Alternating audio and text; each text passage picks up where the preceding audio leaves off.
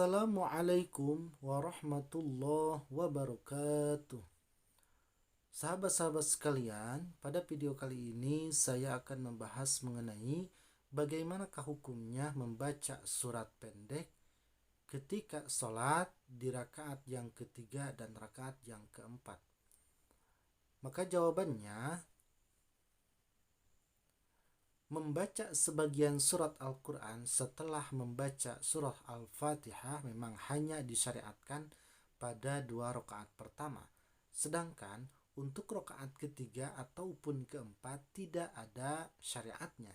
Dengan demikian, tidak pada tempatnya untuk dibaca pada rakaat ketiga dan keempat. Sebab prinsip dasar dalam ibadah sholat adalah pada dasarnya haram kecuali ada perintahnya.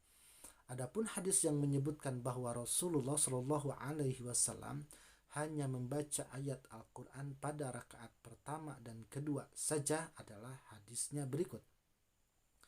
Dari Qatadah radhiyallahu anhu, beliau berkata bahwa Rasulullah Shallallahu Alaihi Wasallam membaca dalam sholat duhur pada 2 rakaatnya yang pertama surah Al-Fatihah dan 2 surah. Beliau memanjangkannya di rakaat pertama dan memendekkannya di rakaat yang kedua. Terkadang beliau mendengarkan ayat. Beliau Shallallahu Alaihi Wasallam membaca dalam surat Asar pada 2 rakaatnya yang pertama surah Al-Fatihah dan 2 surah. Beliau memanjangkannya di rakaat pertama dan memendekkannya di rakaat yang kedua.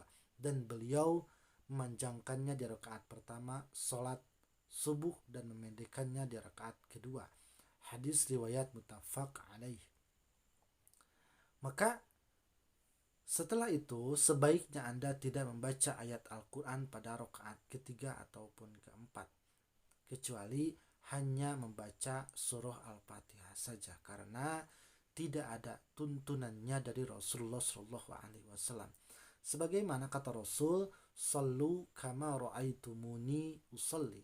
Salatlah kalian sebagaimana apa yang kalian lihat bagaimana salatku. Tentu saja kita dalam beribadah kepada Allah harus mengikuti tuntunan yang diajarkan oleh Rasulullah Shallallahu Alaihi Wasallam. Oleh karena Rasul tidak pernah membaca surah pada rakaat yang ketiga dan keempat, maka kita pun tidak diperbolehkannya. Karena pada dasarnya segala sesuatu itu, maksud saya di dalam salat adalah haram kecuali memang ada perintahnya.